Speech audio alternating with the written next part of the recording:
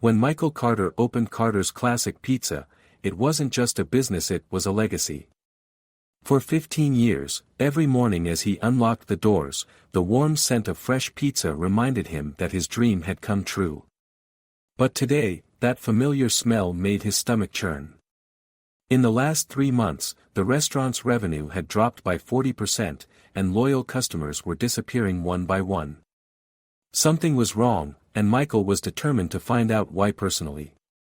That morning, he pulled on an old, faded Red Sox cap, baggy jeans, and a loose hoodie. He had borrowed the clothes from his son, Jack, to make sure no one recognized him. As he stood across the street from his own restaurant, he took a deep breath before stepping inside. The chime of the door let out a faint creak. Normally, he would have had that fixed right away, but right now, it didn't matter. Acting like an ordinary customer, he made his way to the counter. Tom, the cashier, didn't even look up from his phone. In a bored voice, he muttered, "Welcome to Carter's Classic Pizza. What do you want?" Michael tried to make his voice sound a little shaky. "Can I get a slice of pepperoni pizza and a Coke?" Tom barely acknowledged him before mumbling the price. As Michael paid, he noticed something. Tom never entered the order into the POS system. Instead, he scribbled it onto a small notepad and shouted toward the kitchen, "1 pep." When Michael received his receipt, another odd detail caught his eye. The paper was thin and cheap, not the thick thermal paper they normally used. He carefully slipped it into his pocket and sat down at a table in the corner, watching closely. When his pizza arrived, he felt his stomach tighten with anger. The cheese had hardened, and the slice was barely warm. This wasn't right. Carter's Classic Pizza had been using the same secret recipe for 3 generations, and no customer had ever been served a lukewarm pizza. Something was definitely off. Just then, a group of construction workers walked in. Michael knew them, they had been regulars for years. But as he watched, Lisa, the other cashier, did exactly what Tom had done. She wrote their order in the same notepad. One of the workers grumbled, "Man, this place used to be great. The quality's gone downhill." Michael clenched his fists. His patience was wearing thin. But before he could do anything, a frustrated woman stormed up to the counter. "This is the 3rd time my order has been wrong," she snapped. "I ordered plain cheese pizza for my kid's birthday party, and this is covered in jalapenos and hot sauce." Lisa responded in a dull, rehearsed tone. "We're really sorry, ma'am. There's been a system issue. Would you like a refund?" The woman took a deep breath, narrowing her eyes. "I want to speak to the owner." Without missing a beat, Tom replied, "Mr. Carter is out of town on business. He's dealing with personal matters." Michael's breath caught in his throat. What business trip? He had been in his office every single day for the past 3 months, trying to figure out why the restaurant was struggling. Were his own employees deliberately lying to customers?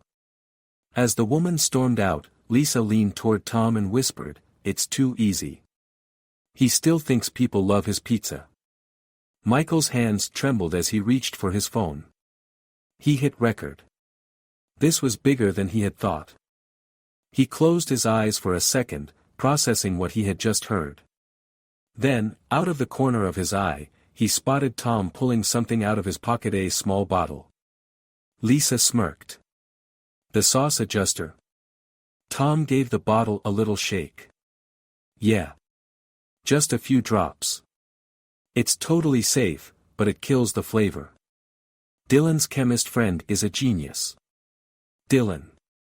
Michael's mind flashed back to 8 months ago, when he had hired and then fired Dylan for stealing. Dylan had been furious when he was let go. Now, it all made sense. He had been planning his revenge. But this wasn't just about Dylan. Lisa and Tom thought they were simply sabotaging the restaurant, but the truth ran much deeper. Someone out there wanted Carter's Classic Pizza to go under for good. Michael took a deep breath, forcing himself to stay calm. This wasn't just sabotage. This was a calculated takedown. Slowly, he set his phone down on the table. My turn to play. As he walked toward the door, something caught his eye. A figure near the kitchen. Sarah. The head chef had been working at Carter's Classic Pizza for a decade. Was she involved? Or had she started to piece things together on her own? Just as he stepped outside, he saw Sarah on the phone, speaking in hushed tones. His suspicion shifted into something else: instinct. Maybe he had a stronger ally than he thought. Michael turned around and stepped back inside.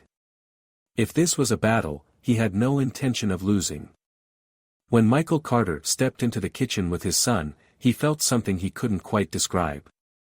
Happiness, pride, and perhaps most importantly the deep satisfaction of standing back up after a fall. His son eagerly flipped open the large, worn recipe book that sat in the middle of the kitchen like a sacred artifact.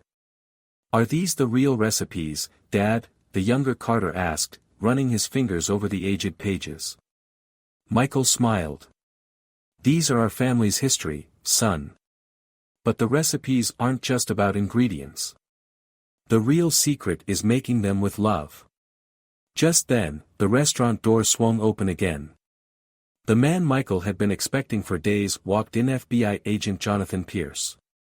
Tall, serious-looking, but with a hint of warmth in his eyes, he took a slow look around the restaurant. "Mr. Carter, congratulations on reopening your restaurant. But our real work is just beginning," he said, his tone both cautionary and friendly. Michael wiped his hands on his apron and turned to him. "The Riverside case?" Pierce nodded. "We took Riverside down. But cutting off one branch doesn't mean the whole system is gone. The roots are still spreading. And you, Mr. Carter, are one of the few people who managed to escape their grip. We could use your help." Michael tilted his head, considering the idea. He had always been a pizza maker, fighting to keep his father's legacy alive. But now, maybe it was time to direct that legacy toward something bigger. Pierce continued, "Don't worry, we're not making you an FBI agent." He smirked. "But we are building a network to help entrepreneurs like you fight back against corruption in business. Small restaurant owners, independent businesses, we want to protect them. And we need someone with your experience." Michael hesitated for a few seconds. These people had tried to destroy his life, and he had beaten them. But how many others weren't as lucky? How many families lost everything to powerful corporations playing dirty?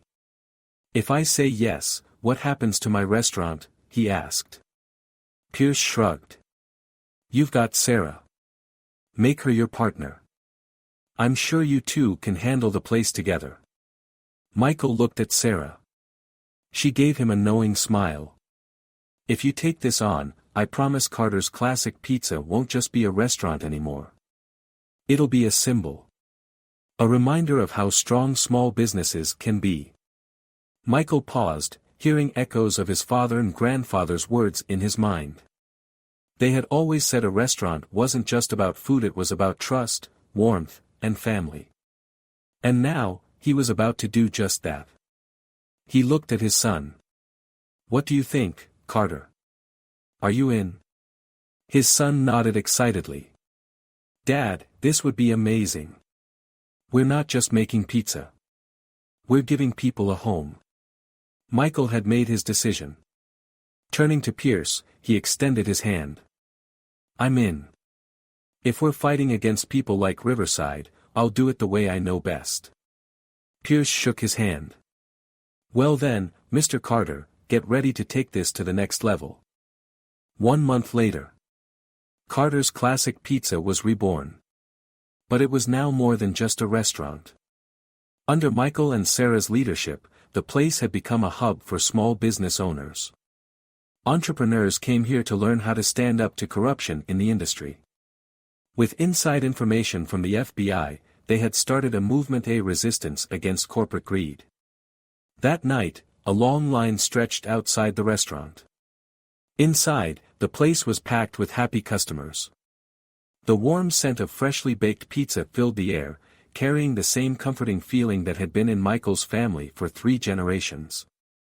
Michael stood in the doorway of the kitchen, watching the bustling restaurant. Not long ago, all he saw was failure. But now, he saw hope. Sarah stepped beside him. "We did it, Michael." Michael looked at his son, working in the kitchen. "Yeah, we did. But we're just getting started." Sarah smiled. "No, this is just the beginning." Michael still held his grandfather's recipe book. He flipped through the pages, stopping at one of the most treasured recipes.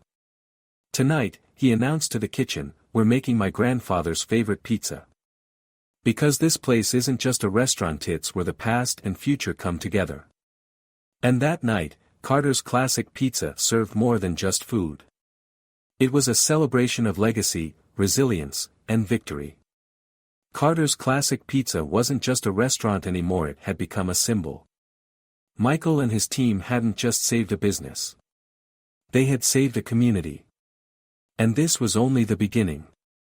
Because no matter how powerful the corporations were, passion and loyalty would always be stronger. That was the true secret of the Carter family. As Michael Carter stood in front of his restaurant, he reflected on the past few months. Carter's Classic Pizza hadn't just reopened, it had become a symbol. A rallying point for small businesses fighting against corporate corruption. But Michael knew one thing for sure, the big players weren't going to back down. The fall of Riverside Development Corporation was just the tip of the iceberg. Bigger, more powerful enemies were watching, waiting for the right moment to strike back. That was when he noticed the black SUV parked across the street. Its tinted windows made it impossible to see who was inside, but Michael had a gut feeling whoever it was, they weren't just a customer. Sarah stepped outside, noticing his gaze locked onto the vehicle. "Something wrong?" she asked. Michael nodded. "That SUV.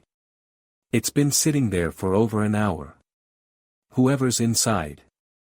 They're waiting for something." Sarah frowned. "Could be a message." Michael took a slow, deep breath. "The question is, are we the ones receiving it, or the ones delivering it?"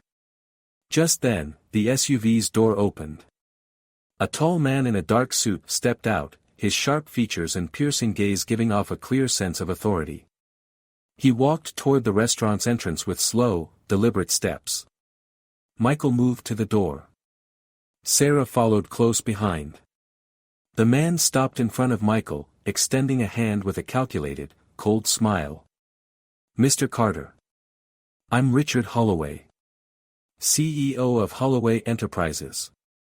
Michael shook his hand but kept his expression unreadable. "What exactly do you expect me to say, Mr. Holloway?" "Welcome." Holloway chuckled softly. "I know you're a smart man, Mr. Carter, so I'll get straight to the point. Carter's Classic Pizza won a battle. Congratulations. Your fight against Riverside Development made waves. But understand this. When small businesses start attracting the attention of the big players, things get dangerous." Michael crossed his arms. "Is that a threat?" Holloway shook his head. "No, Mr. Carter.